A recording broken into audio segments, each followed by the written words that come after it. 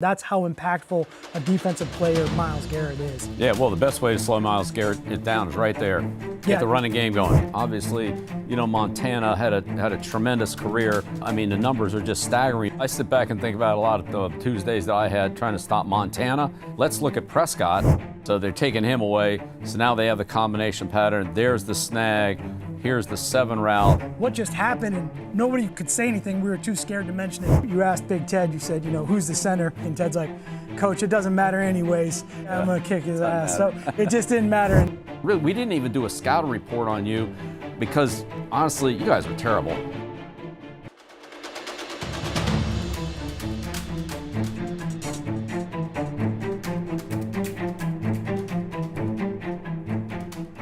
Welcome to Coach. I'm Patricia, and this is Coach Bill Belichick.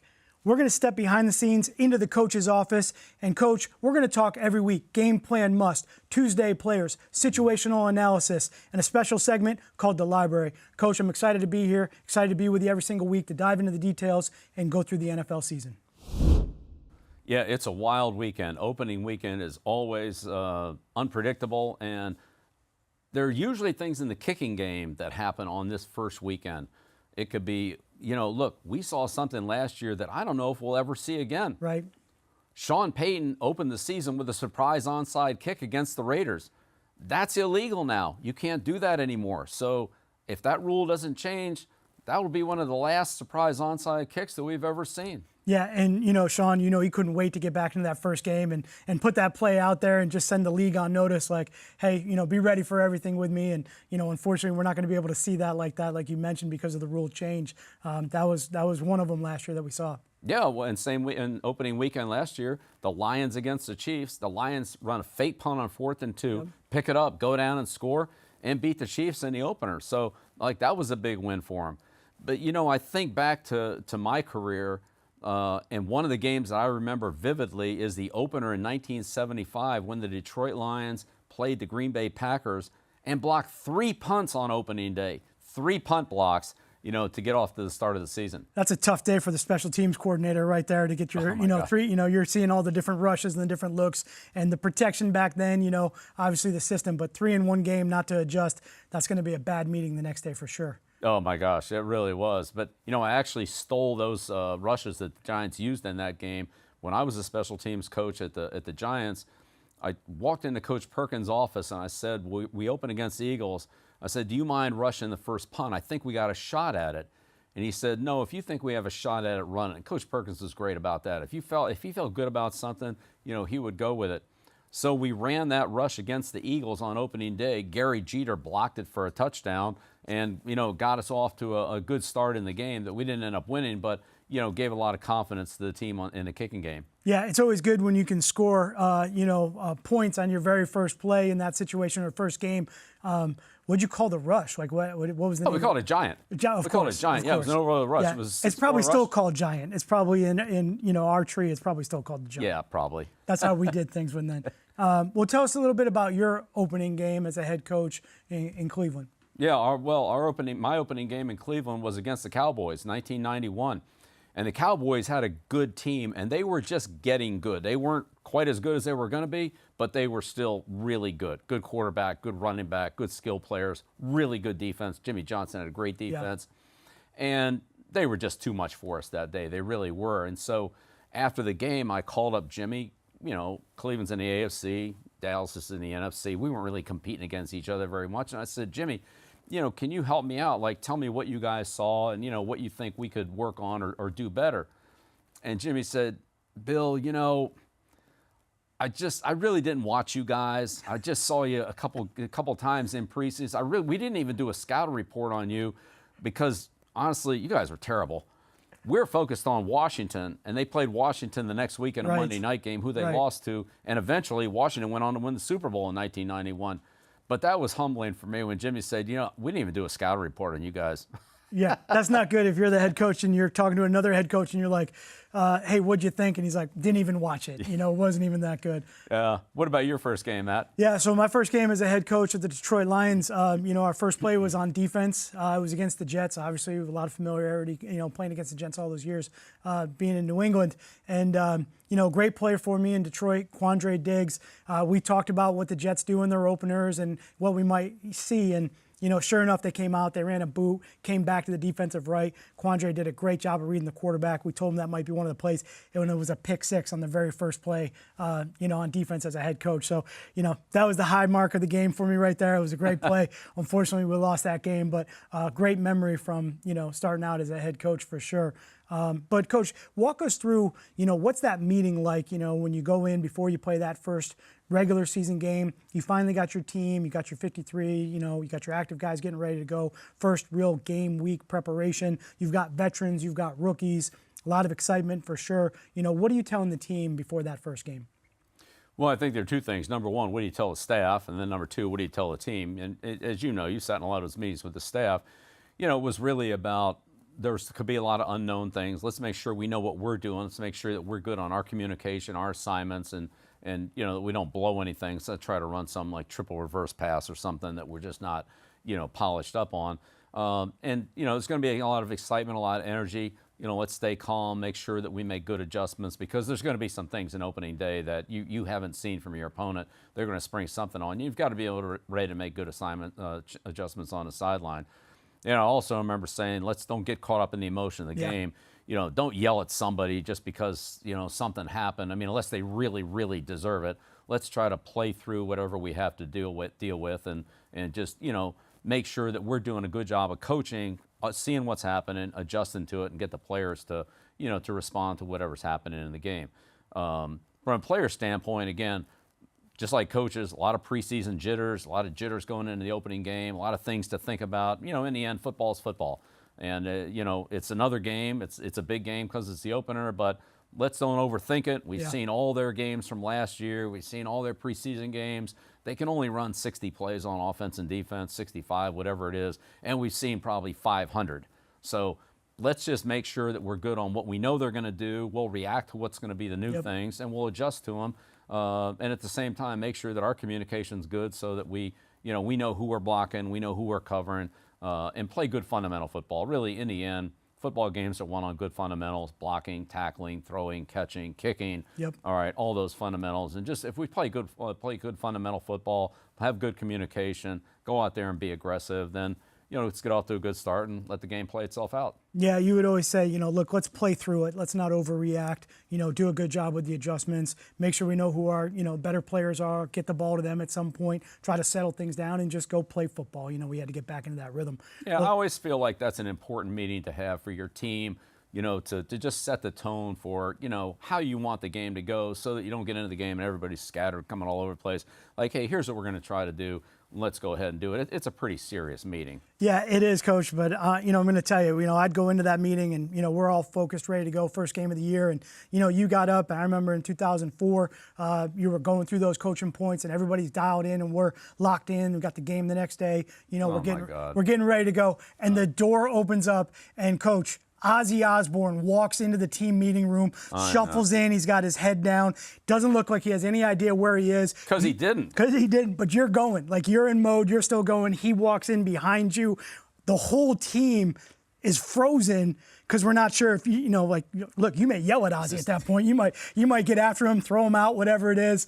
He had given us signed CDs. He was in the opening game, so entertainment. It was craziness everywhere. But, talk about a team meeting where Ozzy Osbourne walks in, and just stops everything. The team freezes. I think by the time he shuffled his feet, turned around, walked out the door, you finally looked. He was gone. You looked back at us like, what just happened? And nobody could say anything. We were too scared to mention it. But that was a team meeting. That was an opener one I won't forget. Yeah, I won't forget that one either.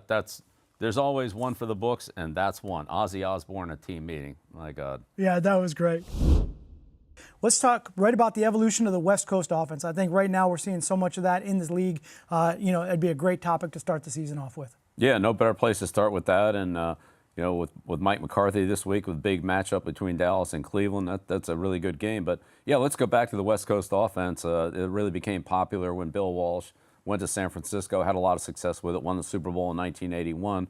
And even before that, where Walsh came from, he spent 10 years at Cincinnati under Paul Brown, and it really is more like a river offense to me. Paul Brown and Bill Walsh developed that for a quarterback who was a good quarterback but didn't have a great arm, Virgil Carter. Right, and there's so many books. Coach Walsh obviously had a great career, and we've all read and dove into his many books that he's written about his organization in San Francisco. But getting back to what your point was, really Paul Brown, really goes back to one of the guys, the originals of the NFL, and someone that founded two organizations and brought them up. And Bill Walsh was the quarterbacks coach at the time for Paul Brown at Cincinnati.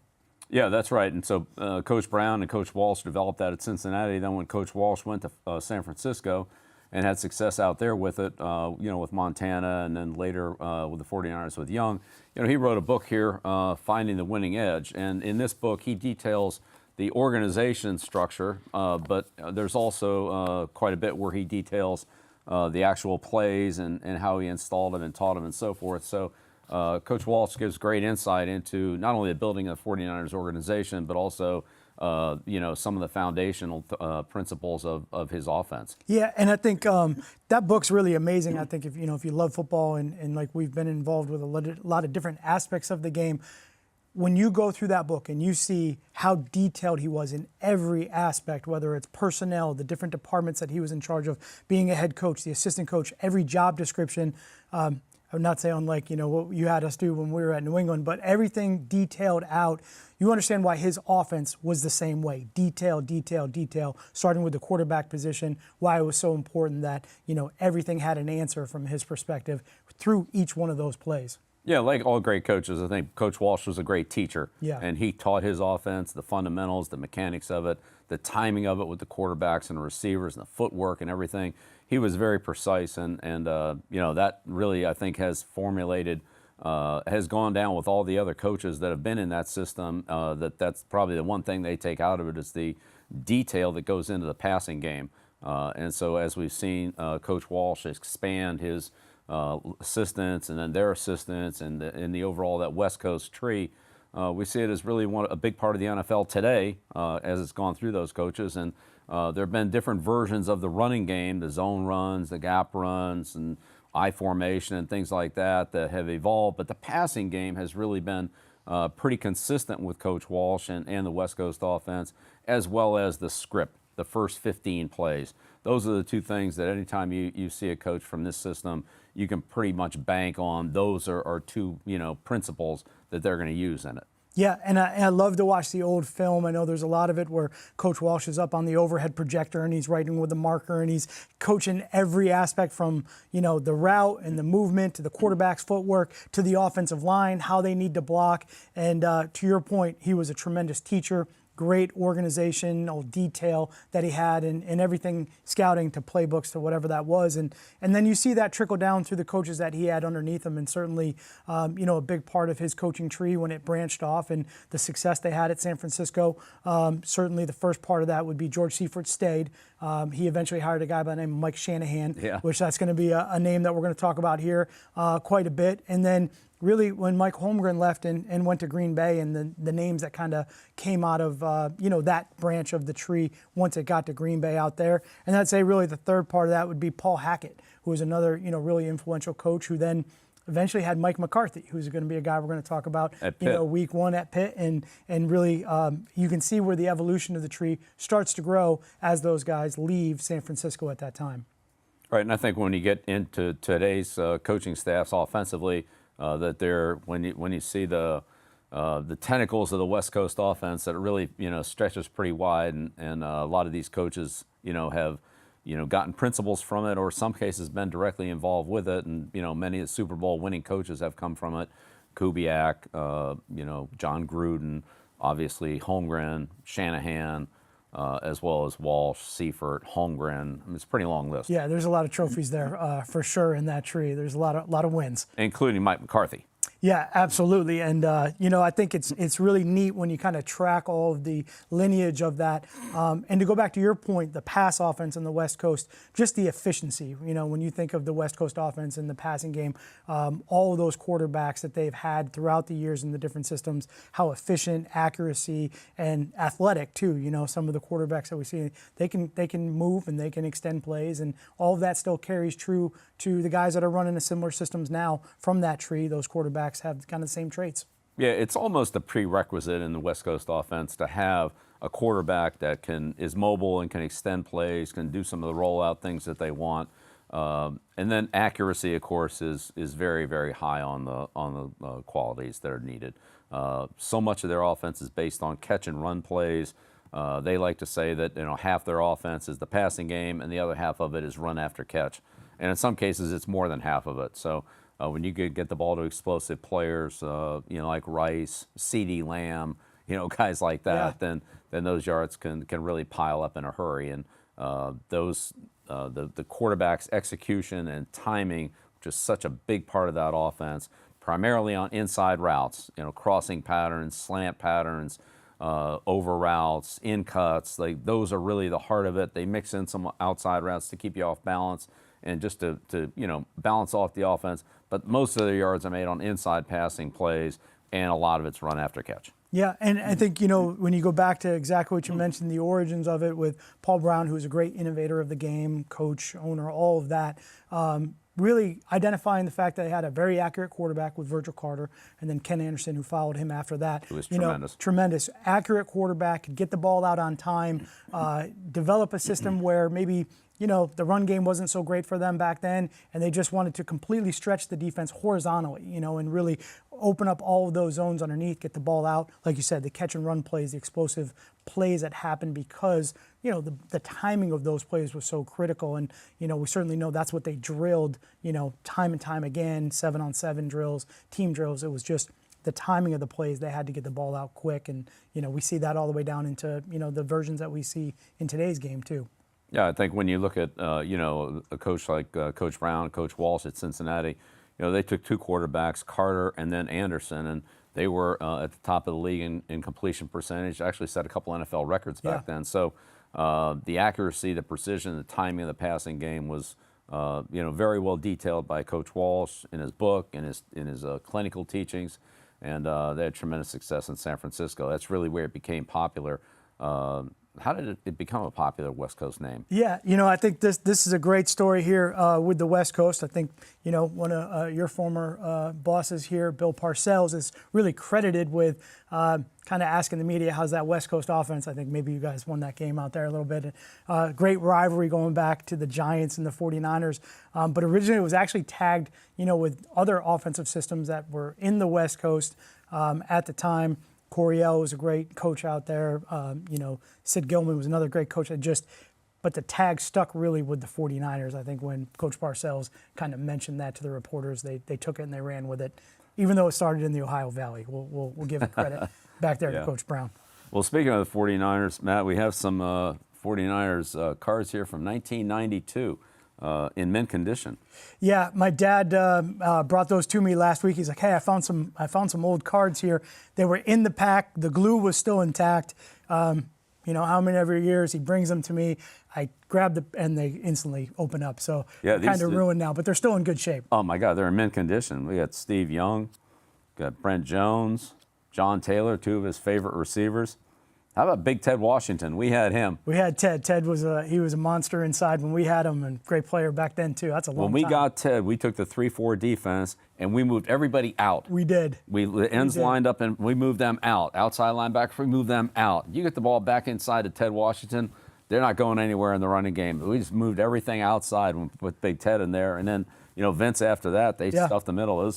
My favorite Ted story, though, is, we'd go into the team meeting, coach, every Wednesday, and you'd ask, all the players, hey, who are you playing against? What's your matchup?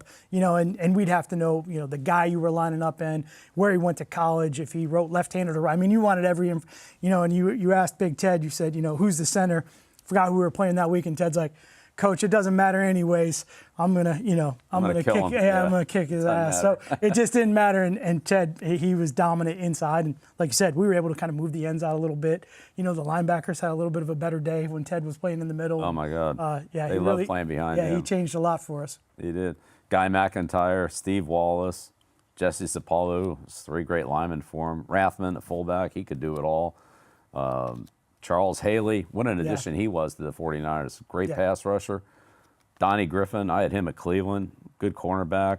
Michael Carter, nose tackle. Yeah. Big time guy. How about this? Todd Bowles.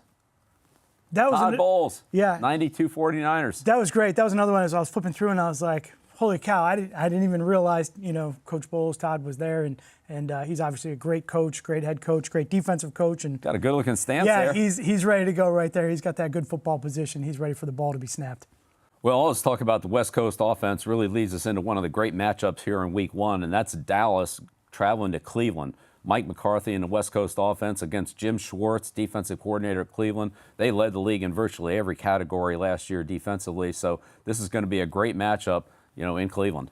Yeah, and I think when you break down these teams, we'll start with the Dallas Cowboys offense last year, kind of look what they did as Mike McCarthy really dove back in from an offensive play caller standpoint. He's got Brian Schottenheimer there too, of course, who's another great coach. But, you can see with the stats that, Dallas had last year, just, one of the things that we know they've got to work on is some of their rushing yardage here in the game. So if you're Cleveland's defense, what are you looking at here? How does Dallas's stats, how do we break that down as coaches when we see some of the stats that we're talking about here? Yeah, I think one of the big things for Dallas is the games they lost last year, several of them, they didn't run the ball very well. Couldn't get over 100 yards rushing, fell behind, had to play from behind.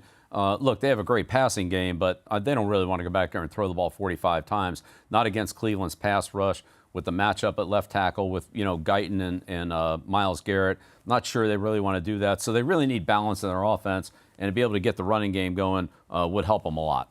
Yeah, and you can see just a couple of the games that they had last year with the run game where, when they weren't successful and they didn't win, their rushing yardage just wasn't there. But on the flip side of it, like you said, the pass offense, they had some good numbers there from that. The efficiency of the offense, as you can see on the next slide when we show that up on the screen here, is just where they were when they were in the top 5 of the league in some of the categories statistically in yards and points and things like that. Yeah, well, they got the running game going in some other games, but not in the games they lost. So overall yards per game, 370.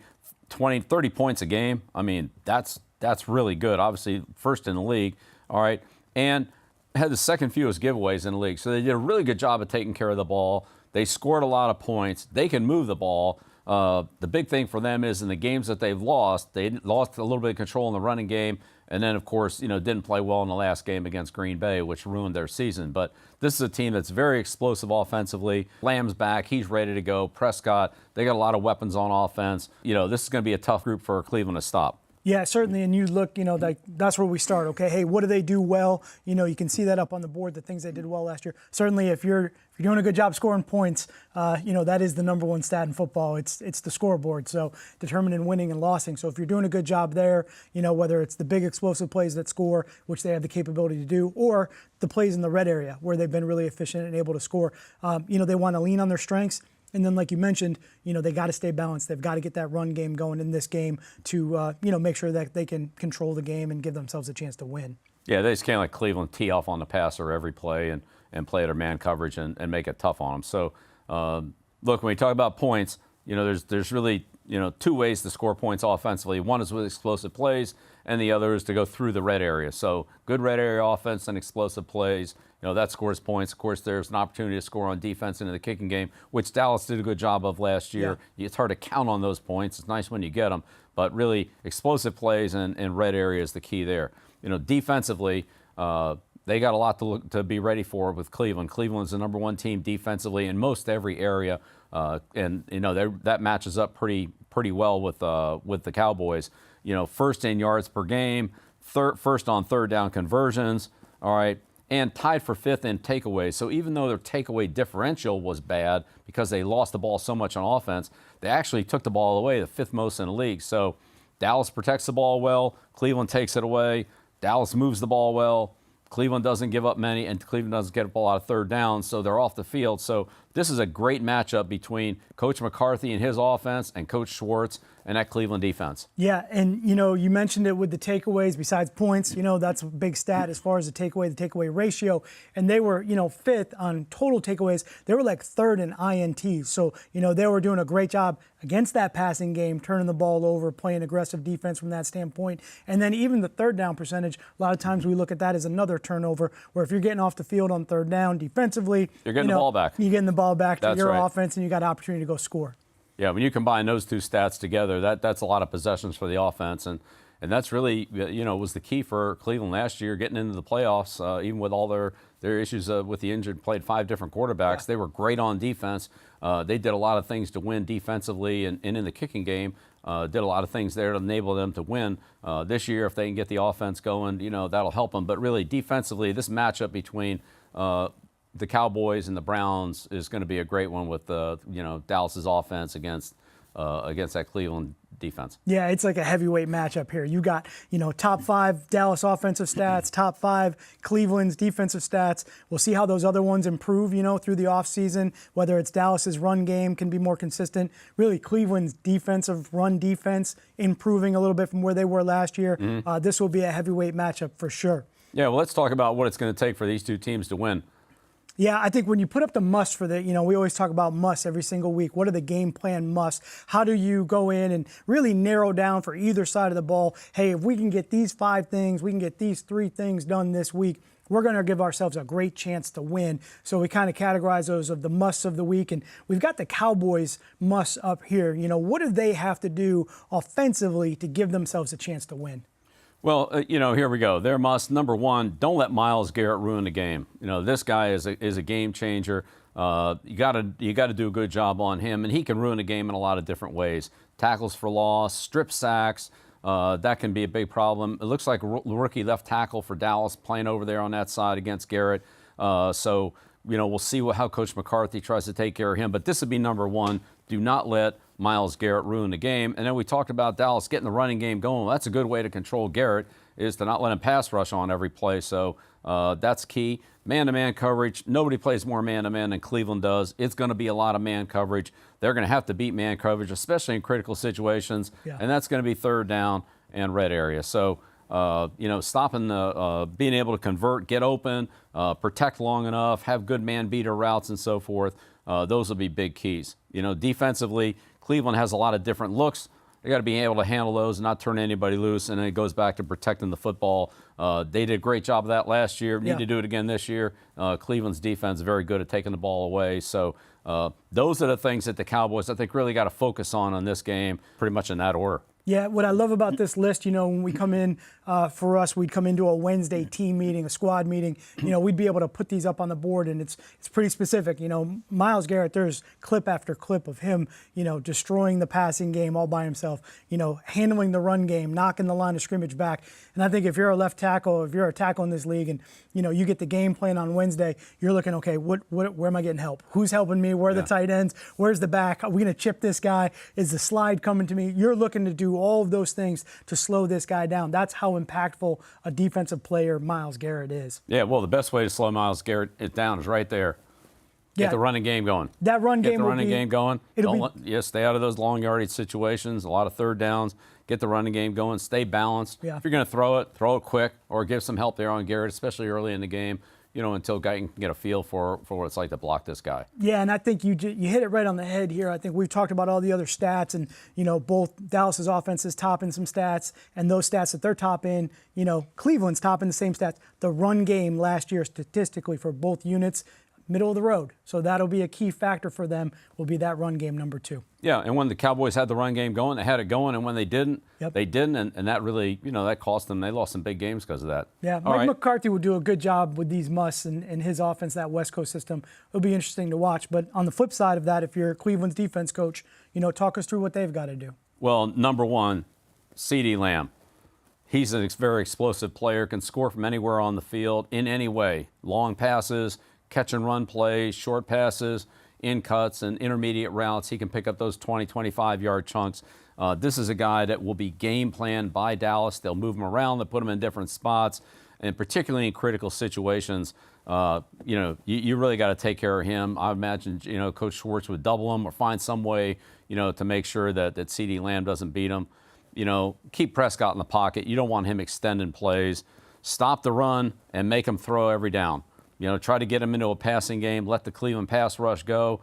Make it tough for him, but take care of the running game so you don't have to deal with that.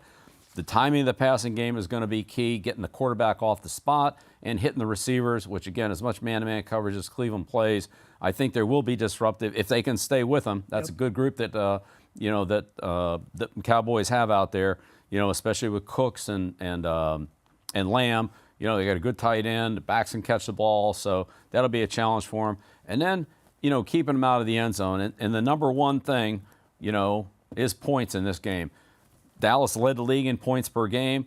Dallas is going to move the ball. Dallas is going to get down in the red zone. It's really going to be a question of how many points can they score.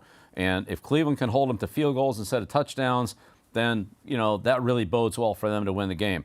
If they get 5 possessions down there and it's 5 touchdowns, instead of 15 points, that's 35 points. You got a whole different game. So I know points is obvious, but keeping them out of the end zone as it relates to the red area, especially against an explosive offensive team like Dallas, that's going to be key. Yeah, if you're Cleveland's defense and, you go into the meeting on Wednesday and the first stat you see, Dallas was #1 in points last year. So I know everyone's trying to score points. That's the object of the game. But look, you got to make it a point emphasis. These guys score points. And a lot of times we talk about, teams can't sustain those drives and they just can't finish them, and you'll have opportunities. Not this team. This team finishes the drives. They get the ball in the end zone. So as we talk about the red area, those 4-point plays, being able to get a stop on third down in the red area, hold them to a field goal, that's the difference of the game sometimes. So many games in the NFL are, 3 points or less or 1 score or less, that one critical stop, wherever it comes in the game, that the Cleveland defense can hold Dallas out of the end zone, that might be the difference of the game here.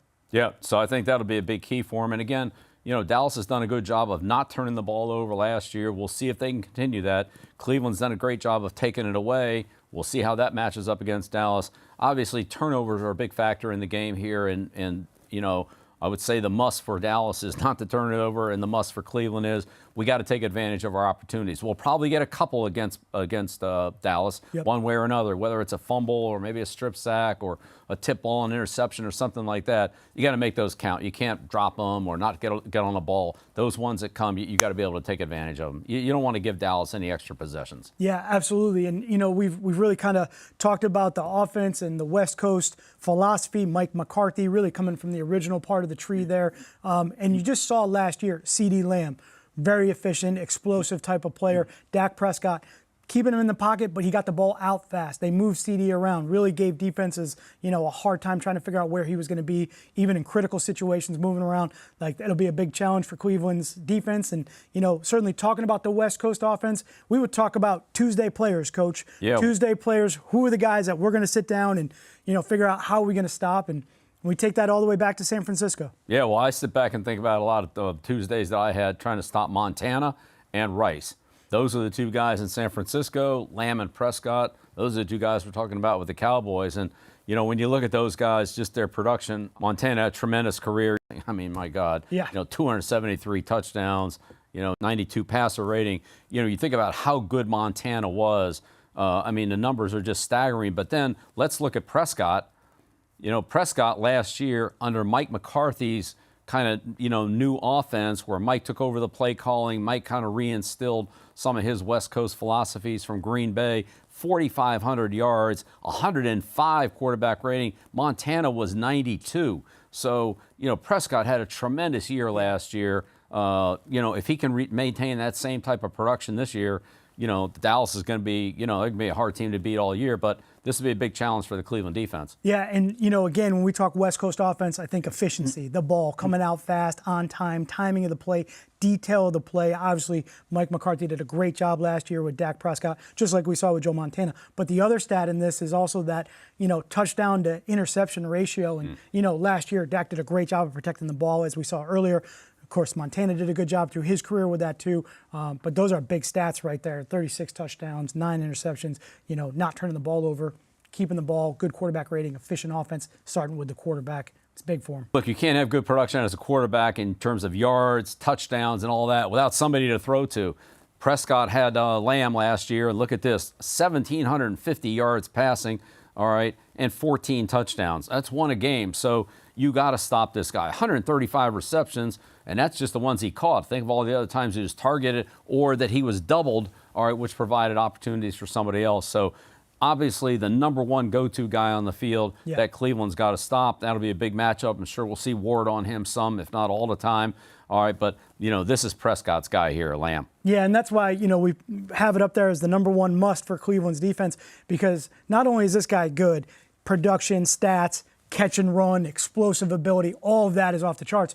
But then Mike McCarthy does a great job of moving him around. Absolutely. Like, he's on the backside of formations. They'll give you 3x1, 2x2. He's going to go in motion. He's going to come over fast. He's going to return. Sometimes he's outside. Sometimes he's inside. They like to stack him, put him in the stacks and bunches. All of these things they'll do to try to get him open, create confusion for the defense communication.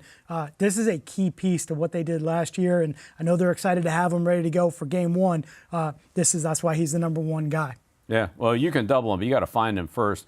And Jerry Rice, was just as big of a problem back in the 49er days with Walsh in Montana. Rice's production, almost 23,000 yards. You kidding me? 207 touchdowns. Yeah. We doubled Rice coming out of the locker room. As soon as he stepped on the field, we put two guys on him as much as we could. Obviously, an explosive player in all areas, catch and run, route running, deep ball production, red area. Jerry did it all. And, Lamb's kind of on that same track. But, Rice in Montana, Lamb and Prescott, very similar conversations. Yeah, Jim Schwartz, obviously coming from your coaching tree, Coach, I'm sure he's got CeeDee Lamb doubled on the plane right now, making sure that he can't even get out without, two Cleveland guys on him. So I just think this is going to be, this exciting game this weekend. I think it really, call it the West Coast offense with Mike McCarthy and more of its older version than some of the younger, West Coast philosophies that we're seeing right now. But really interested to see how CeeDee Lamb, Dak Prescott, they handle Jim Schwartz, that defense, Myles Garrett. This is going to be a great game. Yeah, and we've talked a lot about the basic situations, but, it always comes down to situational football, some key, got-to-have-it situations, critical plays in the game. Let's take a look at how these two teams match up on situational football.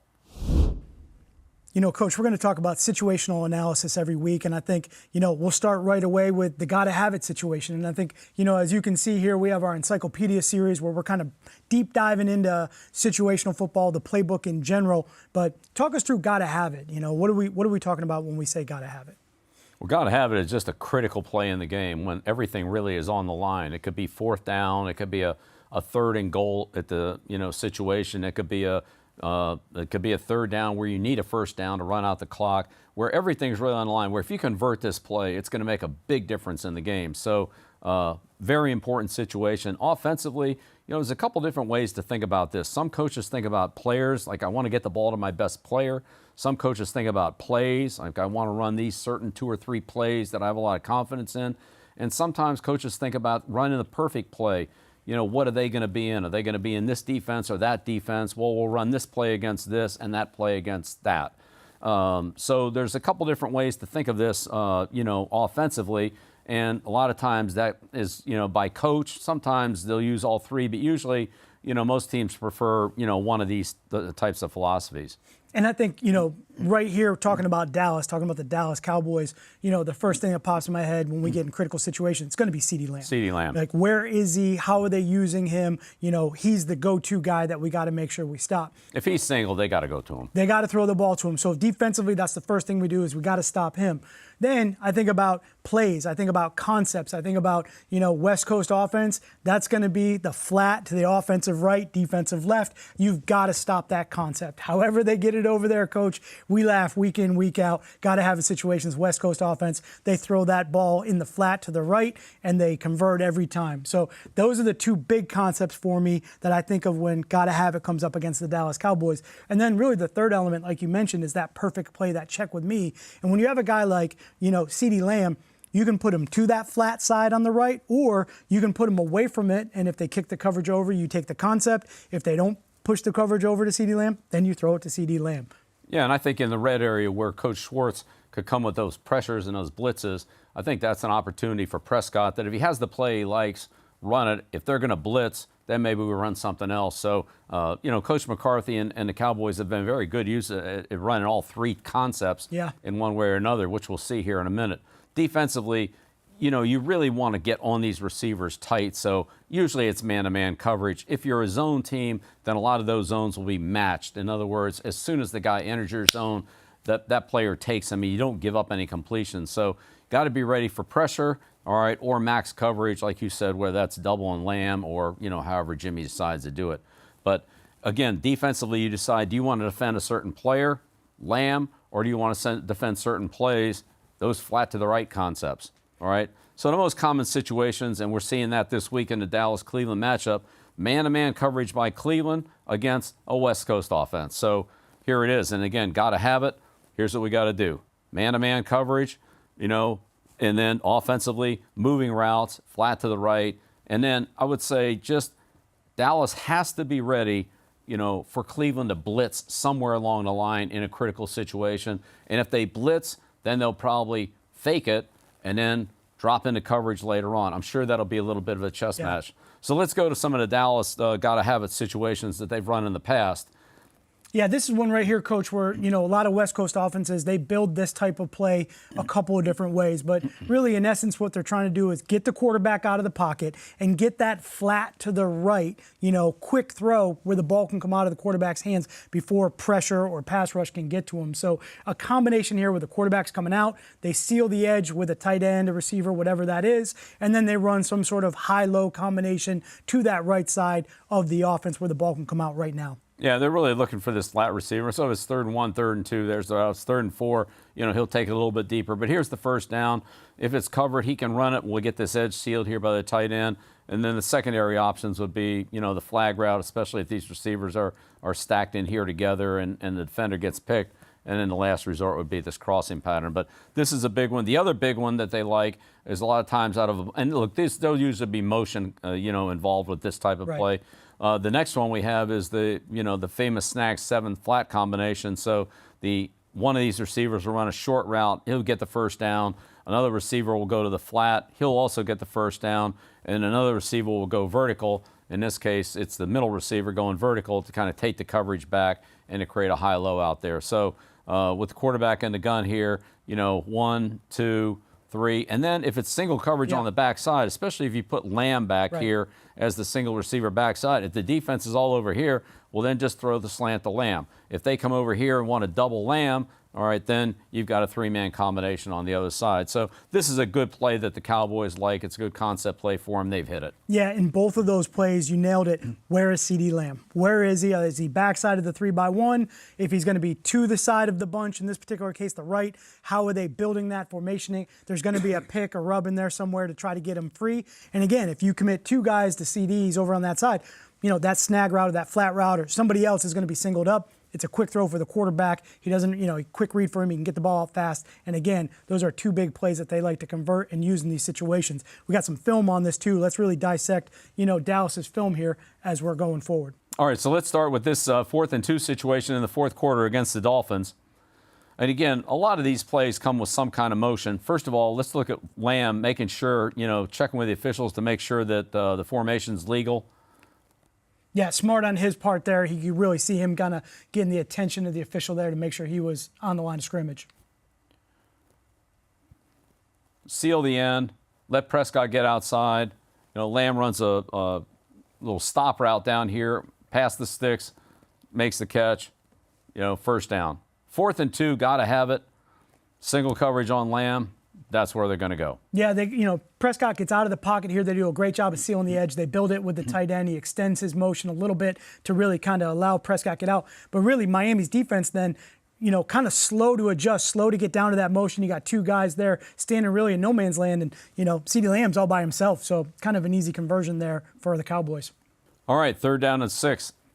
Again, motion involved in this formation. So this time, Lamb, instead of lining up on the single receiver side, comes over to build this.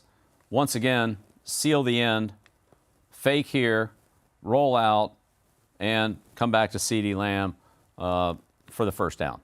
Yeah, and again, they're using the motion, the window dressing there to really get them in that one-on-one matchup.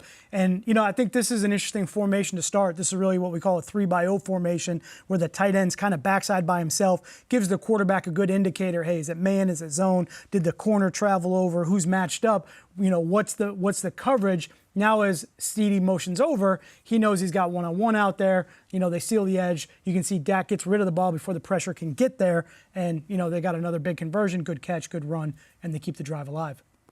So really the same play, but dressed up a little bit differently. One time with Lamb lining up over there, the other time with him motioning. But in both cases, the tight end sealing the end.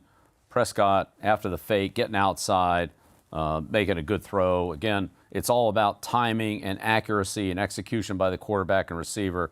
That's the key to all these plays. Okay, 3rd down and 2 on the 2. So got to have a situation here.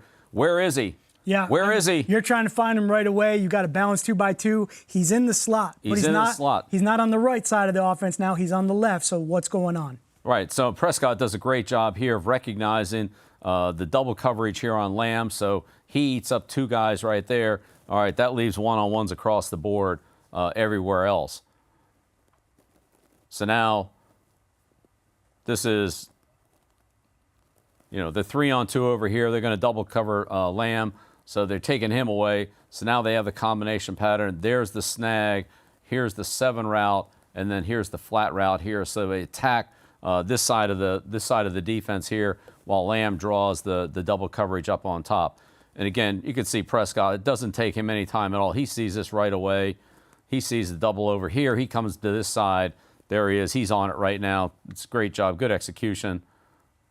Yeah, good design play there by Mike McCarthy. Again, put CeeDee Lamb away from your core concept, a play that, Dak Prescott throws 1,000 times during training camp all the way through the season, that snag 7 flat route, and he can read it out, find the open receiver, and try to get the ball to him. But good play design there. Obviously, good job by the Giants seeing it. They play him twice a year, so they're used to the West Coast offense for sure. That's right. That helps. But I think, again, just fundamentally, you can understand and got to have it situations. I've got a go-to guy if I put him away from a core concept. And again, the core concept doesn't change. It's still that flat to the right throw.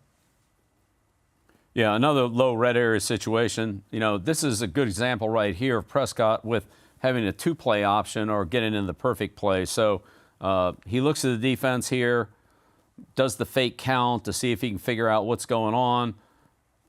All right, and now he changes the play, changes the protection, resets, and he can see now pressure coming from the top of the screen. He's got one-on-one down here across the board. The Commanders are 3 for 3 here in their coverage, so he's got a good matchup down here. He's going to find Cooks on the flag pattern there. Yeah, again, another good formationing there by Mike McCarthy. Put, CeeDee Lamb on the backside of a 3-by-1. He can see he's got 3 defenders, really. If it's the linebacker, the safety, the corner, over to Lamb's side, then I know I've got single coverage away from it. He checks the play, gets to the second play there, like you mentioned, the perfect play versus, man-to-man coverage. And it's really that 2 under 3 concept with 1 on the delay. He finds the leverage of Cooks here, throws that back pylon throw, which, again, we know the target points of the red area. The back pylon is one of those, makes a good throw, good catch. And, again, points in the red area. This is something Dallas did extremely well last year. Right. Whenever we number the receivers, it's from the outside in. So the number 1 receiver is the most outside player. Number 2, generally in the slot. Number 3, the third player. So this is 1 and 2 under or 2 under 3. 3 running outside to the flag. Cook's ball getting placed in the back corner of the end zone. Pylons. They used to be flags. That's why we call them flags, but now they're all pylons. So. But that's the name of the pattern. And Prescott, again, great throw, good execution. Again, this is a concept, though, that an experienced quarterback like Prescott with an experienced coach like Mike McCarthy will use to recognize the defense and get into the play that they want against this particular coverage. If the Commanders had shown something else, then they would have run a different play. Yeah, flag route sounds way better than the pylon route. I mean, I think that's tough in the huddle to try to get that over there. Maybe it's pylon camera. I don't know, whatever that route is. But great throw, great execution. I think when you look at all these gotta have, it's, again, player, number 1, CeeDee Lamb. Number 2, concepts. Either it's get the quarterback out, get that ball out to the right side, or it's some sort of design concept pattern, the snag 7 flat, still a throw to that quarterback, West Coast philosophy, that right side of the offense, that quarterback's throwing arm. That's what we really saw them do last year. Yeah, they love that to the right side. Again, it's all about, quarterback mechanics and execution. All right, this is a great view of that play from the end zone. You can see Prescott faking the cadence to try to get Washington to commit. He sees what he's looking for. Now he changes the pattern, right? Signals the pattern out here with that little, gesture underneath his face mask, his chin. Gestures the pattern, okay? Making sure the protection here with the guards, and they communicate the protection. All right, we know who we're blocking if they blitz. It's a great job by Prescott here of orchestrating everything. There's the pickup. All right, everybody's blocked here. Cowboys have everything blocked perfectly. Prescott has plenty of time to execute the play. This will be an example of a perfect play situation where the quarterback sees what he wants, gets in the protection that he needs to be in, and then the play is executed perfectly for a touchdown. It's a great job offensively. Yeah, and you can just really see the control Dak Prescott has, over the entire offense. That comes with a very veteran, experienced quarterback. He can go up, he can see some things, he can make some communication checks. Not only is he talking to the skill players, but he's coordinating with the obviously the running back, the guards in this particular case. Dallas runs a system where the center, he's really trying to keep his focus. They're on the road, they got noise, crowd noise, all that. The center's trying to keep his focus, on the guys in front of him. The guards then are looking at the quarterback. All of that communication, that's really hard to do, and you got to trust the quarterback. And this is what happens when you got a really good quarterback that can do all those things at the line of scrimmage. He's going to capitalize on the coverage, and you're going to convert it into points. Yeah, good quarterback, good system, well coached, good offensive line, great receiver, a lot of good complementary players here. This is good execution. Really, it's well done. Yeah, good football, as we'd like to say. Yeah. Okay, 4th and 4 against the Dolphins. Yeah, got to have it. Where is he? Yeah, Coach, he's in the slot again, but he's on the left side of the offense. So I got to try to figure out what's going on here. How are we going to defend this defensively? What are they doing? Well, they're going to double him. Good call here by the Dolphins, doubling him. And so really what has to happen now is you say to your other Dolphins defenders, look, we're doubling Lamb. You guys got to hold up on the guys that you're covering. And so, Prescott checks it, sees the double coverage, comes back to Turpin in the slot, who's running a little return or option route. That's the matchup you want there. A lot of space, hard guy to cover on this option route. So it's a good second option here for the Cowboys. And Turpin gets held. There's the holding penalty. But that's the idea. If they take away our best guy, then we got to come to somebody else on a route that they can win on. Yeah. And Prescott does a good job of that. Protection's good. This is the right idea. Again, Miami gets a holding penalty there, so they convert anyway. But that's good concept play. Yeah, and really, again, you can really see here how committed the Dolphins are to try to take away CeeDee Lamb. The other factor in the West Coast offense a lot of times is the athleticism of the quarterback, especially in the red area, and Dak Prescott can run. So now you got to commit maybe a linebacker, an extra guy in the box to make sure that he just doesn't take off. It's empty formation. You still kind of have quarterback draw, even though it's got to have it. Some situations there, he can scramble and extend the play or score himself as a quarterback. And now you've got one-on-one matchups. You've got that out to the offensive right. You've got an option route, flat route, whatever combination they want to put over there, which is to the side of the quarterback's throwing arm. Good timing play for them. Yeah, it's really one-on-one across the board with the double coverage over here on Lamb, and Long's got the quarterback. So, that's everybody's one-on-one except for Lamb. Those one-on-one guys got to win. And to your point, having a guy to spy on or at least keep his eye on Prescott so he can't run for the scramble for the first down, you don't want to give that up. Yep. And I think if we get through the week, coaches, we're trying to coach defense and we're talking about the Cowboys offense, and I know Coach Schwartz is doing this. You get through the week, we're talking got to have it. Here's what you're going to walk out of the meeting knowing. Got to have a situation. Find CeeDee Lamb. Where is he? Defend the flat to the right. Make sure you've got that handled. Don't let the quarterback out of the pocket. Let's start with those three things, and then you'll be okay. Then you've got a chance. You got a chance. Ball's on the 2-yard down here. Let's see what Coach Schwartz does against the Texans. Again, another West Coast concept. There's the motion coming over. And seal the edge, sprint out, all right, and try to run the number 2 receiver here to the flat. So the same play that we've seen the Cowboys run a couple times. Here's Cleveland defending it. Tight man-to-man coverage, what we would expect from Cleveland. And then what happens on this play is when the tight end seals the defensive end here, the man who has the tight end in coverage comes quickly to contain the quarterback. So this is good coaching right here and good preparation. You know, the Browns really know what they're doing on this play. As soon as the tight end blocks here and the quarterback gets to the edge, here comes the unblocked guy to force the ball out. All right, and there's tight coverage. You're not going to get that easy flat to the right pass on Schwartz. You know, he's got everything else taken away pretty good. There's pressure on the quarterback. It's good team defense by the Browns. Yeah, it really is. And, you know, it starts right away as we're coaching defense and we're looking at this, and Coach Schwartz 100% went through this in the meeting.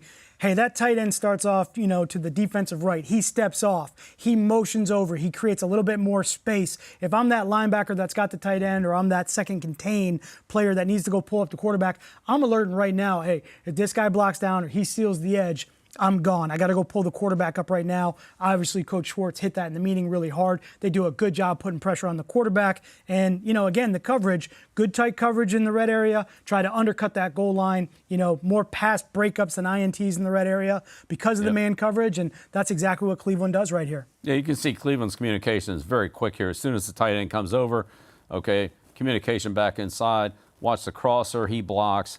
There's the quick hug on the quarterback. He triggers, yep. He triggers right there, and the quarterback's got to get the ball out. There's no chance here for Stroud to pull it down and run. So, great defense by great defense there by the Browns. This is gonna be a great matchup to see how Coach McCarthy and Coach Schwartz on all downs, but especially in these got-to-have-it situations. Yeah. Well, Coach, this has been unbelievable. You know, week 1 of the season coming up, our coach series that we're going to be running all season. Great to be with you. Great to talk football. Appreciate you having me, and this is going to be a lot of fun. Yeah, thanks, Matt. Look forward to it all year.